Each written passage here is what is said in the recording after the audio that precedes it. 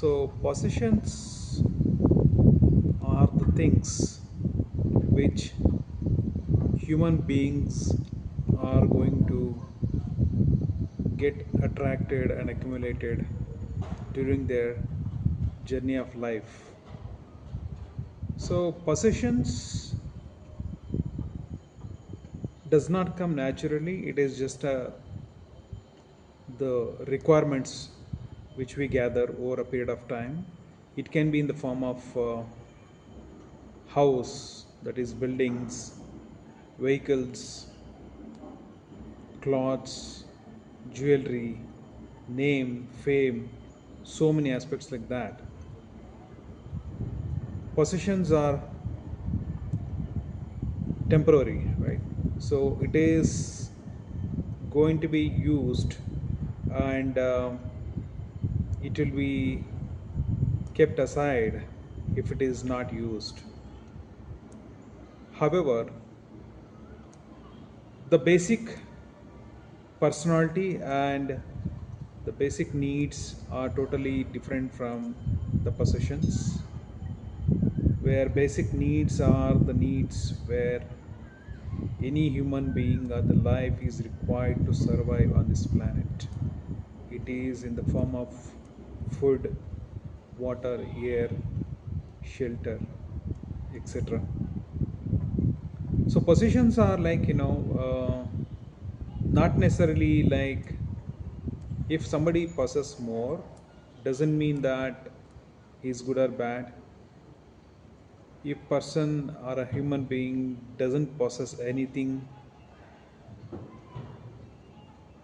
it does not mean that he is of a different character or he is good or bad. So possession itself will not define the inner abilities of any human being, but possessions are the facilities we are going to acquire along with that. But possessions eventually go out of our life when you realize the realities of life. Maybe we might think of keeping them along with us till the last stages of our life, but the hidden personality or the character or the basic requirements remains constant as long as we are alive. So possessions may or may not be the requirements, but possessions are required to prove our status, our existence in the society which we are currently living. But for any life or human beings, the basic survival requirements are the fundamentals where they need to strive, they need to earn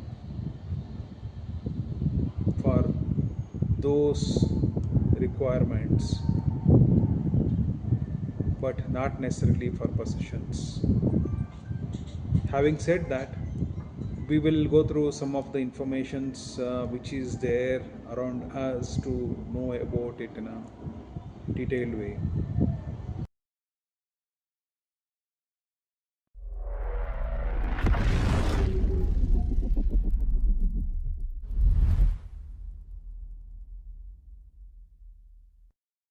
Look carefully. On one side, a mansion touching the clouds. On the other, a hut barely standing against the wind. One man owns the land. The other sleeps on borrowed ground. One is called successful. The other is called unfortunate. Society has already judged them. But today we will remove something. Not their clothes, not their bodies, not their names. We will remove their possessions. And then we'll ask the oldest question in human history. Who are they now?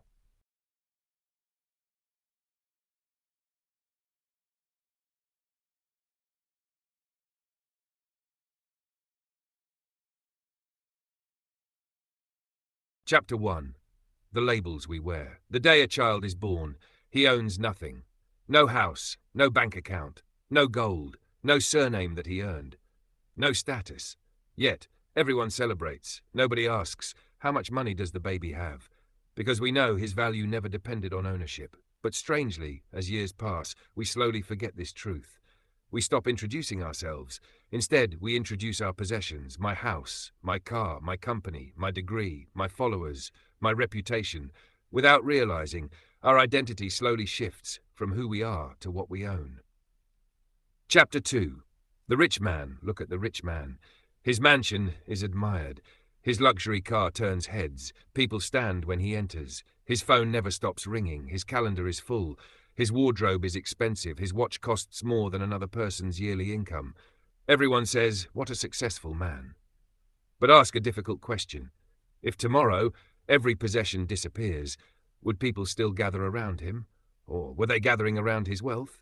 History gives us many examples. Business empires have collapsed overnight. Millionaires became bankrupt. Stock markets crashed. Currencies became worthless. The applause disappeared faster than the money, because many people were never loyal. They were loyal to the lifestyle. Chapter 3. The Poor Man. Now look at the poor man. People walk past him. Some avoid eye contact. Some pity him. Some judge him. Some assume he is lazy. But do they know his story? Maybe he lost everything during a flood. Maybe illness destroyed his savings. Maybe one accident changed his entire life. Maybe he sacrificed everything for his family. Or maybe he simply never had opportunities. The world often mistakes poverty for lack of character. But those are completely different things. Chapter 4. The Great Equalizer. Now remove everything. Take away the mansion. Take away the hut. Take away the expensive suit. Take away the torn shirt. Take away the luxury car. Take away the bicycle. Take away the bank balance. Take away the jewelry. Take away every object. Now look again. 2 human beings. 2 hearts, 2 lungs, 2 brains, 2 pairs of eyes. Both breathe the same oxygen. Both bleed the same color. Both feel pain. Both dream. Both fear death. Nature never recognized the difference. Chapter 5. Reality never discriminates. Rain falls on palaces and huts. The sun shines without checking bank accounts. Gravity never asks your salary. Fire burns rich hands and poor hands equally. Disease enters expensive homes and tiny houses alike. Death has never accepted a VIP pass. No king has ever bribed time. No billionaire has purchased 1 extra second after life ends. Nature has always treated humanity equally. Only society invented comparison.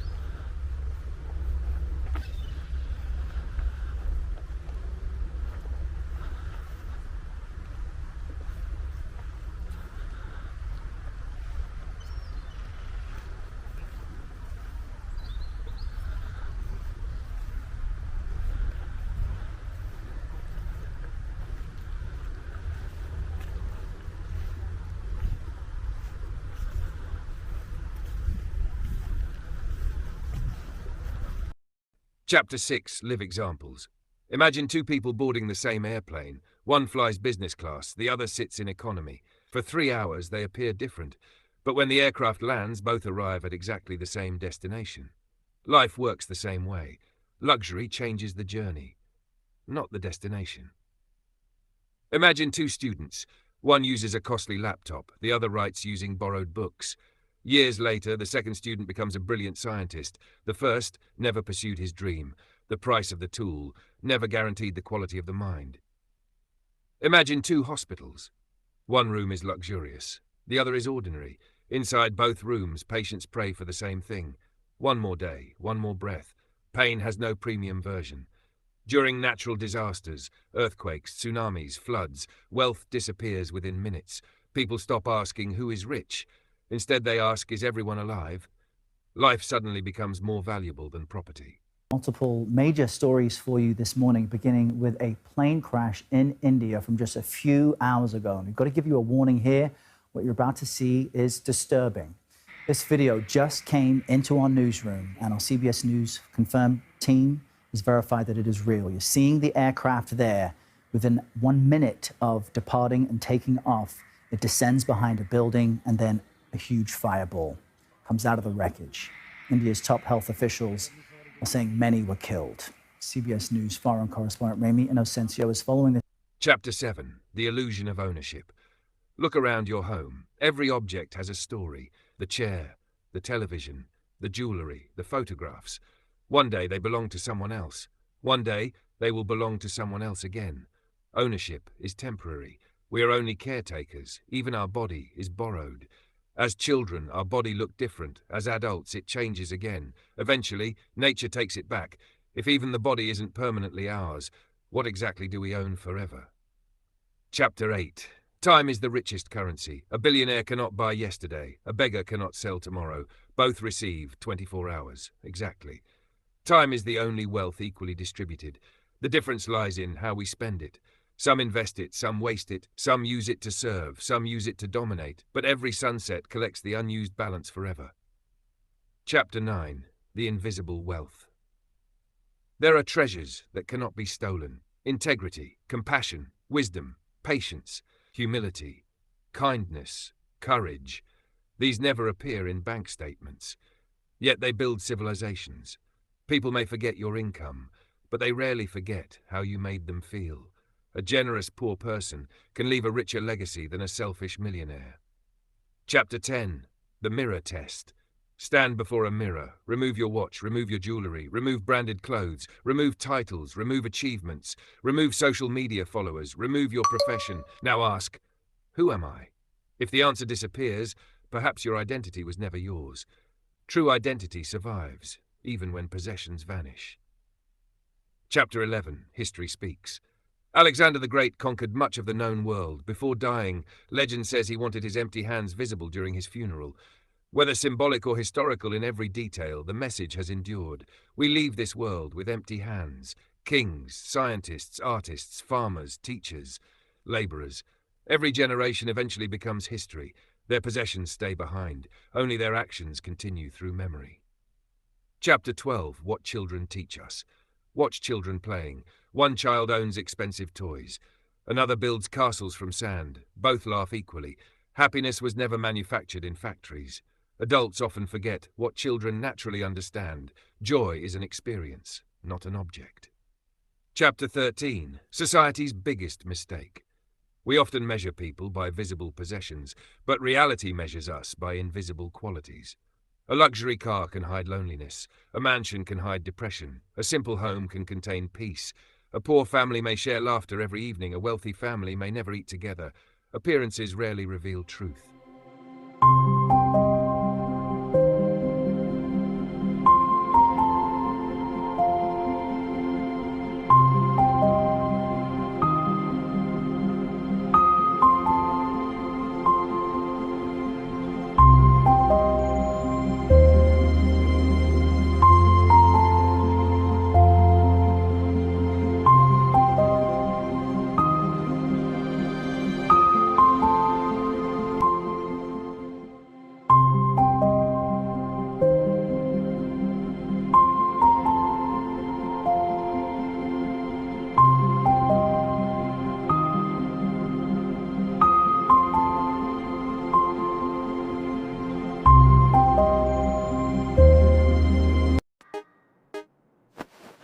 Namaste to all. Have a lofty day. Have a lofty day.